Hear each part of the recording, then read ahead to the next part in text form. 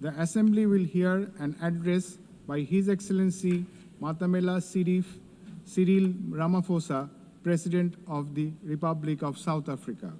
I request Protocol to escort His Excellency and invite him to address the Assembly.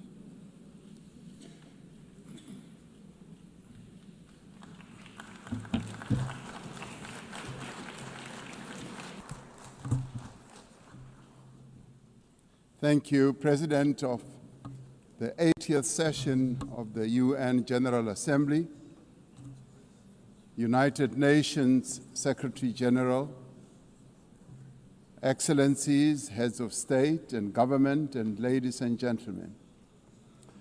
80 years ago, the United Nations was established to save succeeding generations of humanity from the scourge of war and to build a peaceful, prosperous, and just world arising from the devastation brought about by global conflict. Through the UN Charter, the nations of the world pledged to uphold peace, development, and human rights, which would be underpinned by international law. Now more than ever, we are called upon to uphold the values and advance the purpose of the United Nations. We are also called upon to advance cooperation and solidarity between nations. We are called upon to promote multilateralism and safeguard the institutions that enable it. South Africa's engagement in the international sphere echoes our domestic imperatives of eradicating poverty, reducing unemployment, and addressing the root causes of inequality.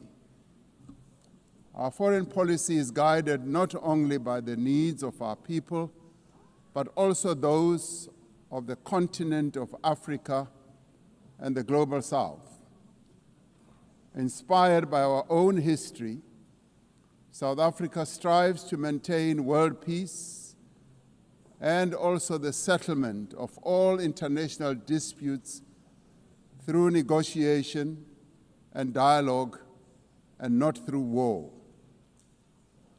We therefore welcome the strong partnership between the African Union and the United Nations in promoting peace, security, and stability on the African continent.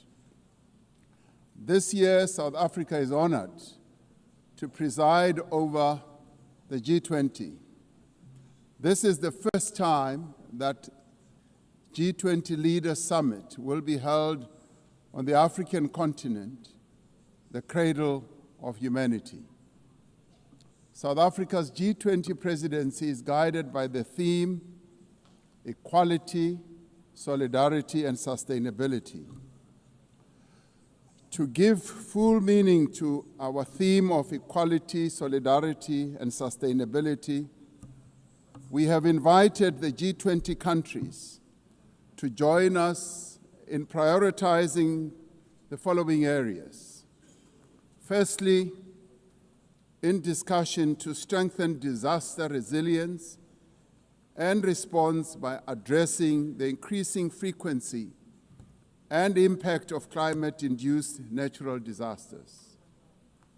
Secondly, to ensure that we have debt sustainability for low-income countries by crafting innovative ways to support countries to have low levels of debt to maintain economic stability. Thirdly, to discuss how to mobilize finance for a just energy transition by encouraging investments in renewable energy and sustainable technologies, without foregoing what we would call base load energy sources. Fourthly, by harnessing critical minerals for inclusive growth and sustainable development through the value addition processes, that is, beneficiation of these minerals at the source where the minerals are extracted, to foster the development of communities where these minerals are found. These priorities reflect South Africa's commitment to addressing global challenges and promoting inclusive growth and sustainable development. Our country's G20 presidency is a significant opportunity for South Africa to advocate for Africa's development agenda and to amplify African voices in global economic governance for a continent that is irreversibly on the rise. As member states of the United Nations, we have all adopted the Sustainable Development Goals. However, many of these goals remain elusive. There are many reasons that hold many countries back from fulfilling and implementing these development goals. Some of these reasons are lack of sufficient financial resources that can finance the advance that these countries need to make to fulfill those goals. Many countries with developing economies, especially in Africa and the Global South, do not have adequate capital to finance their development goals.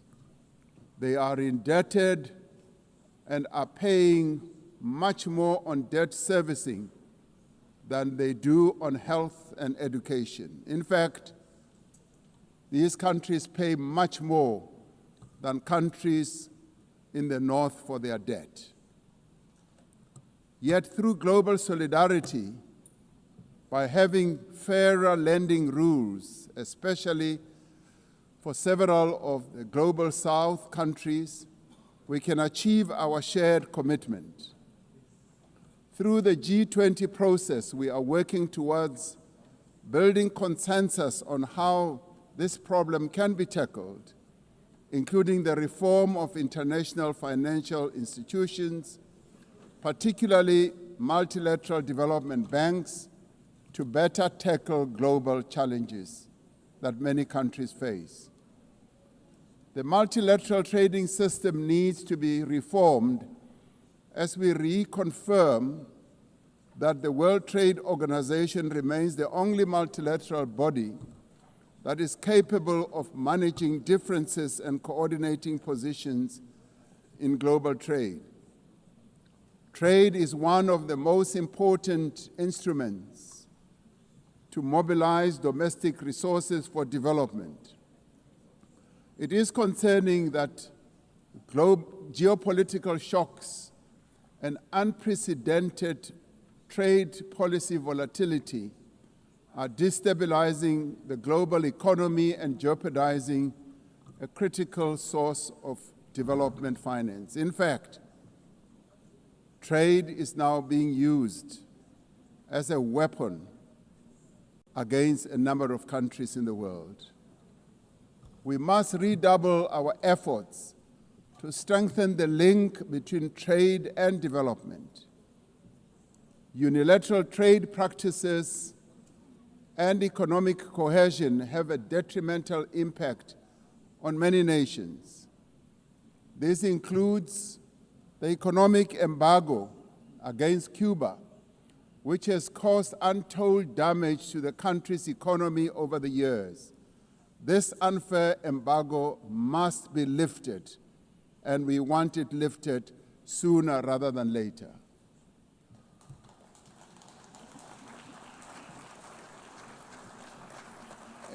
In the midst of global trade uncertainty, the African continent is providing a pragmatic example of constructive collaboration and cooperation by using the African Continental Free Trade Area as an engine for sustainable growth and development.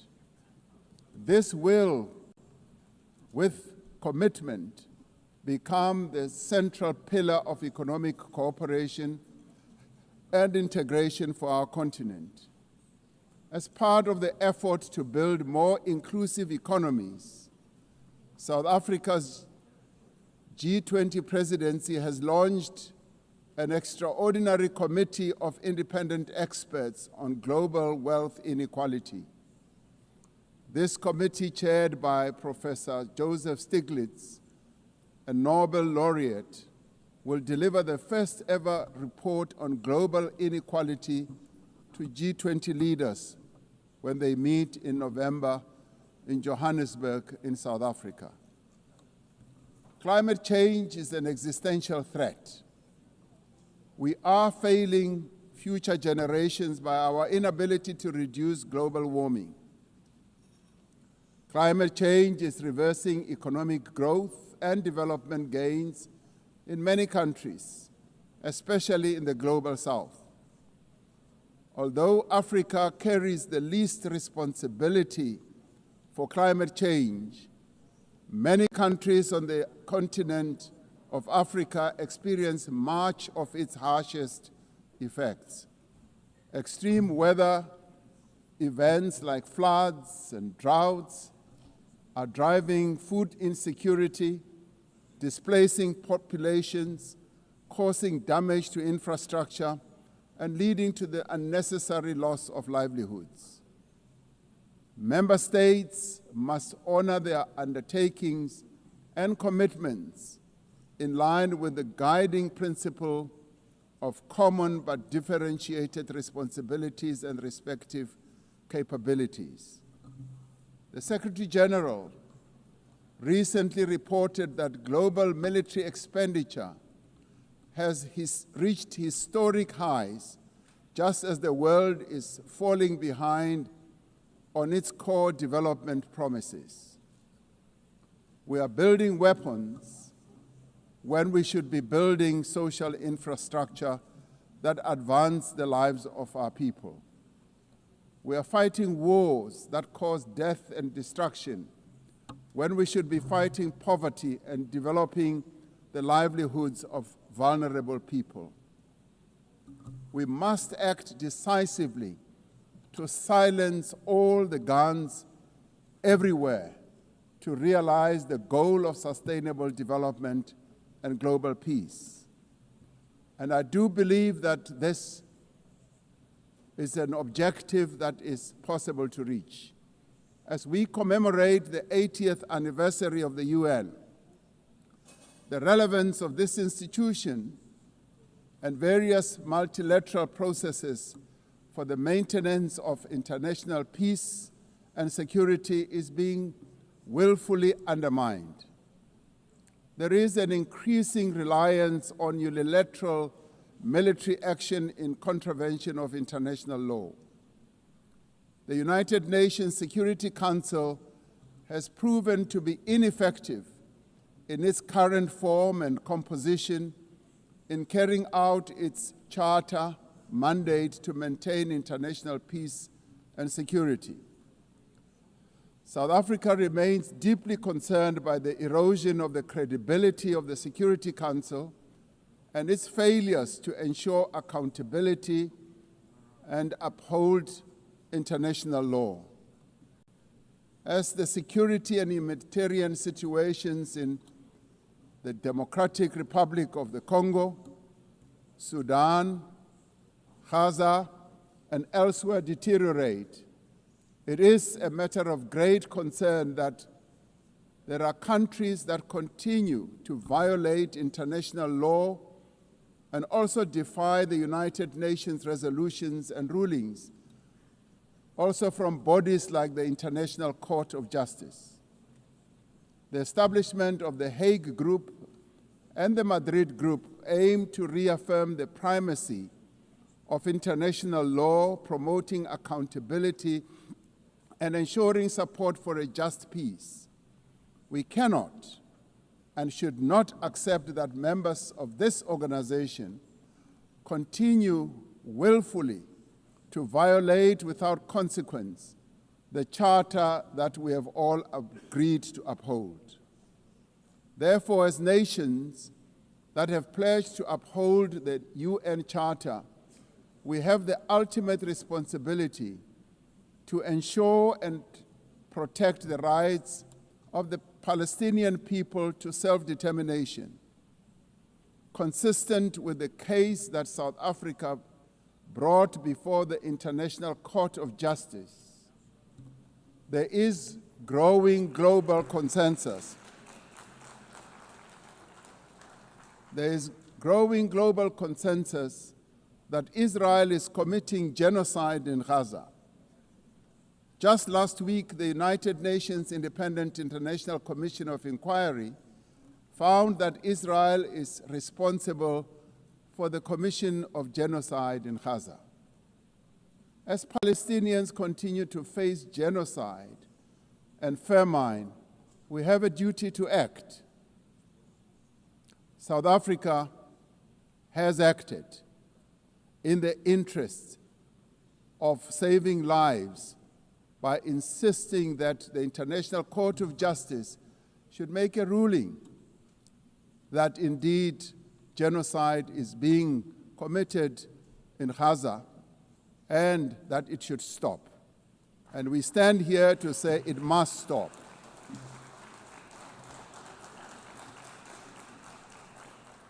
We welcome the historic high-level meeting held yesterday on the two-state solution yesterday in this very chamber.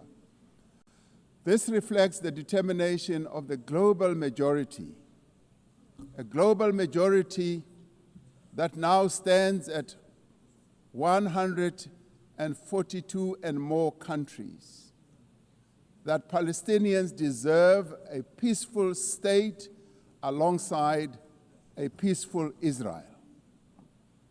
Many nations in the world are calling for that, and that is the voice that we believe that Israel should heed, and those powerful nations that can make a two-state solution viable and possible and implementable should act in that regard. The long overdue announcement by increasing number of countries to recognize the state of Palestine is testament to this determination. We have a responsibility as the member states of the United Nations to reaffirm the right also of self-determination of the people of Western Sahara.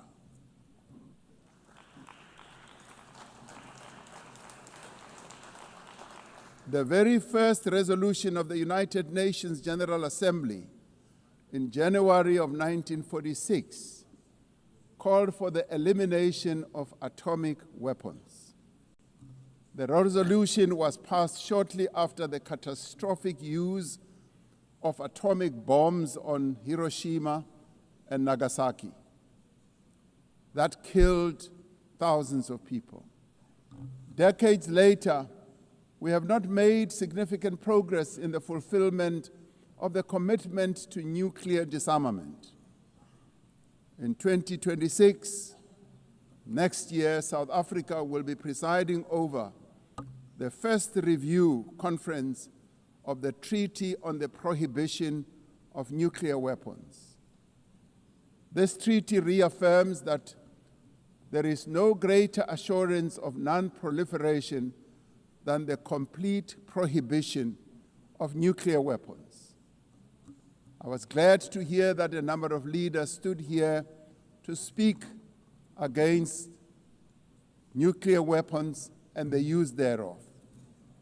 This year we celebrate the 30th anniversary of the Beijing Declaration and Platform for Action as a roadmap for the achievement of gender equality, the empowerment of the women and girls of the world. South Africa reaffirms its unwavering commitment to the empowerment of women and their full, equal, and meaningful participation in all spheres of life.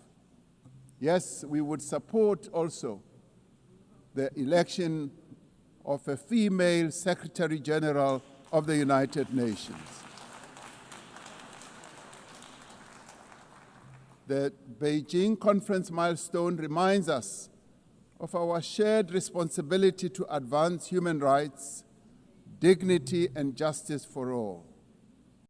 We are all equal, men and women, and there is no reason that we continue to hold the women of the world backwards.